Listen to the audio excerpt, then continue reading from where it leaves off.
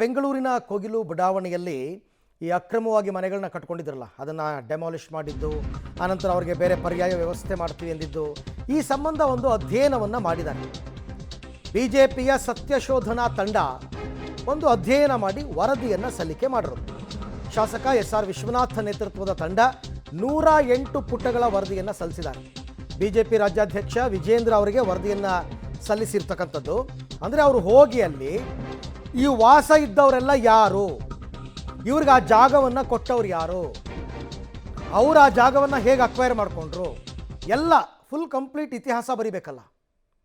ಆ ಒಂದು ಕೆಲಸವನ್ನು ಈಗ ಎಸ್.ಆರ್. ವಿಶ್ವನಾಥ್ ನೇತೃತ್ವದ ಒಂದು ತಂಡ ಮಾಡಿದೆ. ವರದಿಯನ್ನು ಈಗ ವಿಜೇಂದ್ರಕ್ಕೆ ಸಲ್ಲಿಸಿದ್ದಾರೆ. ಬಟ್ ವಿಜೇಂದ್ರಕ್ಕೆ ಸಲ್ಲಿಸೋದ್ರಿಂದ ಏನು ಪ್ರಯೋಜನ ಇಲ್ಲ. ಅದನ್ನು ಸರ್ಕಾರಕ್ಕೆ ಕೊಡಬೇಕು. ಆಮೇಲೆ ಅದು ಸತ್ಯಾಂಶಗಳಿರಬೇಕು, ಅದರಲ್ಲಿ ದಾಖಲೆಗಳಿರಬೇಕು. ಆಗ ಸರ್ಕಾರಕ್ಕೆ ಅನುಕೂಲ ಆಗುತ್ತೆ. ಅದರ್ವೈಸ್ ಇವ್ರ ಪಾರ್ಟಿಗೆ ತಕ್ಕಂತೆ ಇವರು ಅಧ್ಯಯನ ಮಾಡ್ಕೊಂಡಿದ್ದಾರೆ ಅಂತ ಆಗ್ಬಿಡುತ್ತೆ. ಸೊ ಹಾಗಾಗಿ ಇವಾಗ ಸದ್ಯಕ್ಕಂತೂ ಅಲ್ಲೇನು ವಾಸ್ತವಾಂಶ ಇದೆ ಅನ್ನೋದಕ್ಕೆ ಸಂಬಂಧಪಟ್ಟಂತೆ ಒಂದಷ್ಟು ಮಾಹಿತಿಯನ್ನು ಕಲೆ ಹಾಕಿ ವರದಿಯನ್ನು ತಯಾರು ಮಾಡಿ ಬಿಜೆಪಿಯ ರಾಜ್ಯಾಧ್ಯಕ್ಷ ವಿಜೇಂದ್ರ ಅವರಿಗೆ ಈಗಾಗಲೇ ಅದನ್ನು ಸಲ್ಲಿಕೆ ಮಾಡಿರ್ತಕ್ಕಂಥದ್ದು. ಇನ್ನು ಕಾಂಗ್ರೆಸ್ ನಾಯಕರ ಎಡಬಲದಲ್ಲಿ ಇದ್ದವರೇ ಅಕ್ರಮ ವಾಸಕ್ಕೆ ಕಾರಣ. ಕಳೆದ ಬಾರಿ ಚುನಾವಣೆ ದೃಷ್ಟಿಯಿಂದ ವಾಸ್ತವ್ಯಕ್ಕೆ ಅವಕಾಶ ಮಾಡಿಕೊಟ್ಟಿದ್ದಾರೆ. ಕೋಗಿಲು ಲೇಔಟ್ನಲ್ಲಿ ರೋಹಿಂಗ್ಯಾಗಳು, ಬಾಂಗ್ಲಾದೇಶದವರಿದ್ದಾರೆ. ಎಲ್ಲರ ಬಳಿಯೂ ಆಧಾರ್ ಕಾರ್ಡ್, ವೋಟರ್ ID ಇದೆ. ಹೀಗಂತ ಬಿಜೆಪಿ ಶಾಸಕ ಎಸ್.ಆರ್. ವಿಶ್ವನಾಥ್ ಗಂಭೀರ ಆರೋಪ ಮಾಡಿದ್ದಾರೆ. ಕಾಂಗ್ರೆಸ್ ನಾಯಕರ ಎಡಬಲದಲ್ಲಿ ಇದ್ದವರೇ ಈ ಅಕ್ರಮ ವಾಸ್ತವ್ಯಕ್ಕೆ ಅವಕಾಶ ಮಾಡಿಕೊಟ್ಟಿರೋದು ಅಂತ. ಲಾಸ್ಟ್ ಟೈಮ್ ಎಲ್ಲ ಎಲೆಕ್ಷನ್ ಇತ್ತು, ಬ್ಯಾಟರಾಯನಪುರ ವಿಧಾನಸಭಾ ಕ್ಷೇತ್ರಕ್ಕೆ ಹೋಗುತ್ತದು.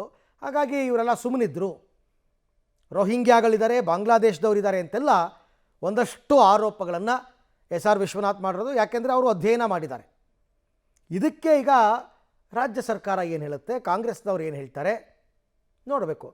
ಅವರು ಒಂದು ಸತ್ಯಶೋಧನಾ ಸಮಿತಿ ಕಳಿಸಿ ಅಧ್ಯಯನ ಮಾಡಿಸ್ಬೋದು. ಕೋಗಿಲು ಲೇಔಟ್ ಪ್ರಕರಣ ಸಂಬಂಧಪಟ್ಟಂತೆ ಈಗಾಗಲೇ ಎಸ್.ಆರ್. ವಿಶ್ವನಾಥ್ ಅವರ ನೇತೃತ್ವದ ಸತ್ಯಶೋಧನಾ ತಂಡದಿಂದ ವರದಿಯನ್ನು ರಾಜ್ಯಾಧ್ಯಕ್ಷ ವಿಜೇಂದ್ರಗೆ ಸಲ್ಲಿಕೆ ಮಾಡಲಾಗಿದೆ. ನಮ್ಮ ಜೊತೆ ಎಸ್.ಆರ್. ವಿಶ್ವನಾಥ್ ಇದ್ದಾರೆ. ಸರ್, ಈಗಷ್ಟೇ ವರದಿ ಸಲ್ಲಿಕೆ ಆಗಿದೆ. ಸರ್, ಪ್ರಮುಖವಾಗಿ ಏನು ಹೇಳಿಕೆ ಬಯಸ್ತೀರಾ, ಏನಿದೆ ಅದರಲ್ಲಿ? ಅಲ್ಲ, ಸಂಪೂರ್ಣವಾದಂಥ ವರದಿಯನ್ನು ದಾಖಲೆ ಸಮೇತ ನಾವು ಕೊಟ್ಟಿದ್ದೀವಿ. ಸೊ ಅದರಲ್ಲಿ ಬಾಂಗ್ಲಾ ಮತ್ತು ರೋಹಿಂಗ್ಯಾದವರು ಅಲ್ಲಿ ಬಂದಿದ್ದು ನಿಜಾನೇ. ಇವತ್ತು ದಾಖಲೆಗಳನ್ನು ಸಂಗ್ರಹ ಮಾಡಿದ್ವಿ. ಮತ್ತು ಇವತ್ತು ಯಾರು ಕೂಡ ಇಲ್ಲ, ಅವರೆಲ್ಲ ಕೂಡ ಬೇರೆ ಬೇರೆ ಕಡೆ ಪರಾರಿಯಾಗಿರ್ತಕ್ಕಂಥದ್ದು.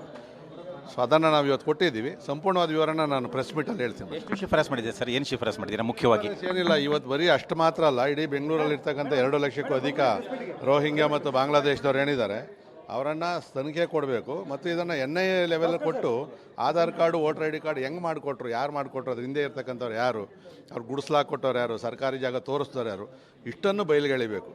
ಹೊರದೇಶದವ್ರಿಗಿಂತಲೂ ನಮ್ಮ ದೇಶದಲ್ಲಿರ್ತಕ್ಕಂಥ ದೋಷಗಳು ಮೊದಲು ಬಲಿ ಹಾಕಬೇಕು. ಹೋರಾಟ ಮುಂದಿನ ಇದರ ಆಧಾರದಲ್ಲಿ ಇದು ನೋಡ್ತೀವಿ. ಅವ್ರು ಏನಾದರೂ ಮನೆಗಳು ಕೊಟ್ಟರೆ ಮುಂದಿನ ಹೋರಾಟ ಏನು ಮಾಡಬೇಕು ಅಂತ ಅದು ಈಗಾಗಲೇ ತೀರ್ಮಾನ ಮಾಡಿದ್ವಿ.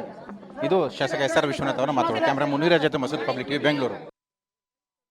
ಬಟ್ NIA ತನಿಖೆಗೆ ಹೋಗಬೇಕು ಹಾಗೆ ಹೀಗೆ ಅಂತಂದರೆ ಸರ್ಕಾರ ತೀರ್ಮಾನ ತಗೋಬೇಕಾಗುತ್ತೆ. ಸರ್ಕಾರದವರು ಕೂಡ ಎನ್ಕ್ವೈರಿ ಮಾಡ್ತಾ ಇರೋದ್ರಿಂದ, ಈಗಾಗಲೇ ಅದನ್ನು CID ಕೊಟ್ಟಿರೋದ್ರಿಂದ ವರದಿಗಳು ಬರಲಿ. ಆ ವರದಿ ಏನು ಹೇಳುತ್ತೆ ಅಂತಕ್ಕಂಥದ್ರ ಮೇಲೆ ಮುಂದಿನ ತೀರ್ಮಾನ. ಸದ್ಯಕ್ಕಂತೂ ಯಾರಿಗೂ ಮನೆ ಅಲಾಟ್ ಆಗಿಲ್ಲ. ಎಲ್ಲ ದಾಖಲೆಗಳ ಪರಿಶೀಲನೆ ಆಗೋ ತನಕ ಮನೆಯನ್ನು ಕೊಡಲ್ಲ ಅಂತ ಅಲ್ಲಿನ ಶಾಸಕರು ಆಗಿರುವ ಕಂದಾಯ ಸಚಿವ ಕೃಷ್ಣ ಬೈರೇಗೌಡರು ಈಗಾಗಲೇ ಹೇಳಿದ್ದಾರೆ, ಮಾಹಿತಿಯನ್ನು ಕೊಟ್ಟಿದ್ದಾರೆ.